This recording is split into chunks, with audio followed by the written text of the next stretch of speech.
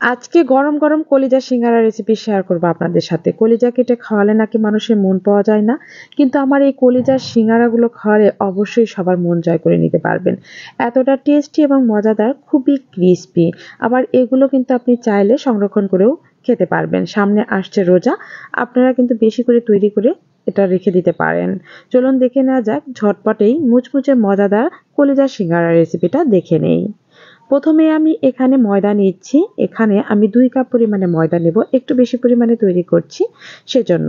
স্বাদমতো লবণ দিয়ে দিলাম আর 3 টেবিল চামচ দিয়ে দিলাম আমি রেগুলার রান্নার সয়াবিন তেল। এখন হাত দিয়ে খুব ভালো করে একটু প্রথমে মিশিয়ে নিলাম। এরপরে 1 চামচ পরিমাণে দিয়ে দিচ্ছি আমি কালো জিরা। সিঙ্গারাতে কালো জিরা দেব না তা তো হয় না। কালো জিরা দিলে সুন্দর একটা স্মেল পাওয়া যায়। এখন হচ্ছে নরমাল তাপমাত্রা পানি দিয়ে আমি টাইট একটা ডো তৈরি করে নেব। আর এই ডোটা কিন্তু অবশ্যই টাইট হতে হবে, একেবারে নরম ডো হওয়া যাবে না। সিঙ্গারাটা যদি ক্রিস্পি করতে চান তাহলে এরকম টাইট ডো করে তারপর হচ্ছে রেস্টে রেখে দেবেন 15 মিনিটের জন্য। অন্যদিকে চুলায় আমি ফ্রাই প্যান বসিয়ে দিয়ে আধা কাপ পরিমাণে পেঁয়াজ কুচি দিয়েছি আর পেঁয়াজগুলো খুব ভালো করে একটু নেড়েচেড়ে ভেজে নিচ্ছি। পেঁয়াজগুলো খুব সুন্দর যখন এরকম লাল লাল কালার হয়ে যাবে তখন দিয়ে দিতে হবে আদা ও রসুনের পেস্ট। এখানে আমি 1 চামচ পরিমাণের আদা ও রসুনের পেস্ট ব্যবহার করলাম। পেস্টটা দিয়ে খুব ভালো করে একটু নেড়েচেড়ে ভেজে নিলাম। এরপর হচ্ছে সামান্য পরিমাণে পানি দিয়ে দিলাম শুকনো উপকরণ অ্যাড করার জন্য। প্রথমে স্বাদমতো লবণ দিয়েছি, 1 চামচ দিয়েছি লাল মরিচের গুঁড়া, 1/2 চামচ হলুদ গুঁড়া, 1/2 চামচ ধনিয়া গুঁড়া, 1/2 চামচ ভাজা জিরে গুঁড়া। সব মশলাগুলো দিয়ে খুব ভালো করে নেড়েচেড়ে মশলাটাকে কষিয়ে নেব। তার জন্য আবারও একটু পানি দিয়ে দিলাম। আর এই পানিটুকু দিয়ে খুব সুন্দর মতো তেল ভেসে আসা পর্যন্ত মশলাটাকে কষিয়ে নিতে হবে। দেখুন মশলাটা কিন্তু একদম কষানো হয়ে গিয়েছে আর এ পর্যায়ে দিয়ে দেব আমি কেটে ধুয়ে রাখা কলিজা। আর এই কলিজাটা কিন্তু আমি একটু গরম পানি দিয়ে ভাপিয়ে নিয়েছিলাম। এর মধ্যে যদি কোনো রক্ত বা কোনো শিরা উপশিরা থাকে সেটা কিন্তু পরিষ্কার করা একদমই সহজ। একটু ভাপিয়ে নিয়ে তারপর হচ্ছে আপনারা ভালো করে কেটে ধুয়ে পরিষ্কার করে নেবেন। দেখবেন এর মধ্যে কোনো বাজে স্মেলও থাকবে না আর কালচে কালচে একটা ভাব থাকে কলিজা, সেটাও দূর হয়ে যাবে। নেড়েচেড়ে সামান্য একটু পানি দিয়ে এখন হচ্ছে এই কলিজাটা কষিয়ে নিচ্ছি। ঢাকনা দিয়ে ঢেকে দিয়েছিলাম। এটা একটু কষানো হয়ে গেলে এর মধ্যে দিয়ে দিব 2টো আলু ছোট ছোট করে কেটে রেখেছিলাম সেটাই। আর আলুটাও কিন্তু আমি একটু সিদ্ধ করে নিয়েছি যাতে খুব দ্রুতই এটা রান্নাটা কমপ্লিট করতে পারি। এখন খুব ভালো করে নেড়েচেড়ে কষিয়ে নেওয়ার জন্য আরও একটু পানি দিয়ে দিলাম। তারপর হচ্ছে ঢাকনা দিয়ে ঢেকে এটা রান্না করব। শেষের দিকে দিয়ে দিব 1/2 চামচ পরিমাণে গরম মশলা গুঁড়া। আর কলিজার মধ্যে গরম মসলা গুঁড়াটা অবশ্যই দেওয়ার চেষ্টা করবেন, খুব সুন্দর একটা স্মেল পাবেন। এইভাবে কষিয়ে নিয়ে আমি পুরটা রেডি করে নিলাম। অন্যদিকে ময়দাটাও কিন্তু একদম সফট হয়ে গিয়েছে। এটা খুব ভালো করে হাত দিয়ে আমি মুথে নিচ্ছি প্রথমেই। আর মুথে নিয়ে লম্বা একটা ডো তৈরি করে এরপর হচ্ছে চাকু দিয়ে ছোট ছোট আমি লেচি কেটে নেব। সিঙ্গারা তৈরি করার জন্য প্রথমে ছোট ছোট লেচি আমি কেটে নিচ্ছি। ছোট একটা লেচি নিয়ে নিলাম। এরপরে হচ্ছে আমি এই লেচি থেকেই সিঙ্গারাটা তৈরি করে নেব। আপনারা খুব ভালো করে লক্ষ্য করবেন আমি সিঙ্গারাটা কিভাবে তৈরি করি। প্রথমে একটা লেচি থেকে ছোট্ট একটা রুটি বেলে নিতে হবে। একটু গুঁড়ি দিয়ে আমি উল্টিয়ে পাল্টিয়ে ছোট্ট একটা রুটি প্রথমে বেলে নিচ্ছি।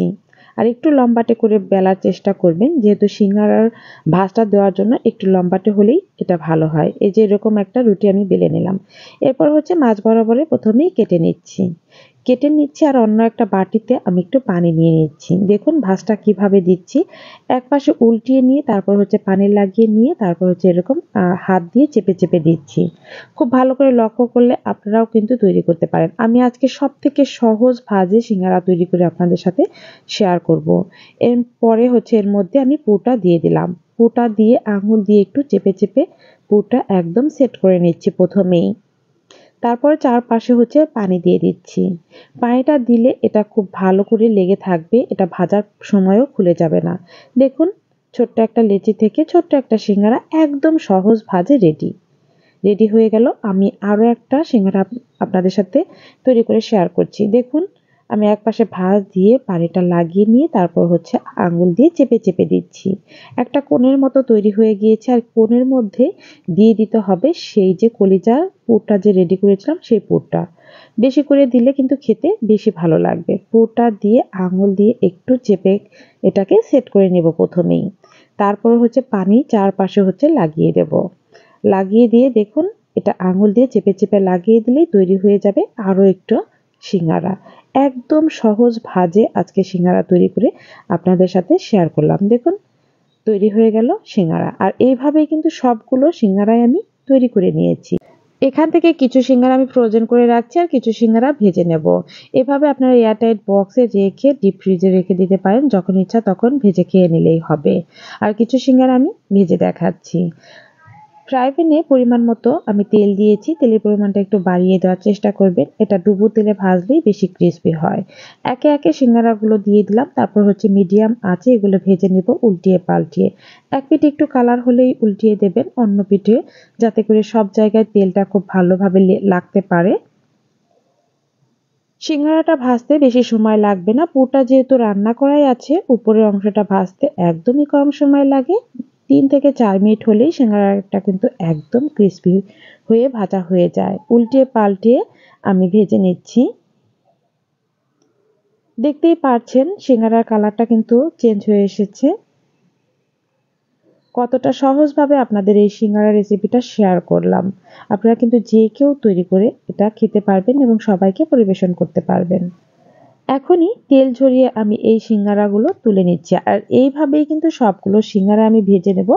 আর একটু হালকা কালার করে ভেজে নেবেন, এটা কিন্তু গরম থাকা অবস্থায় একটু পরেই কালারটা চেঞ্জ হয়ে আসবে।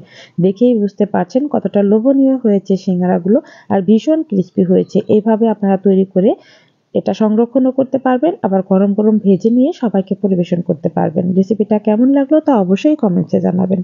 সবাই ভালো থাকবেন, সুস্থ থাকবেন।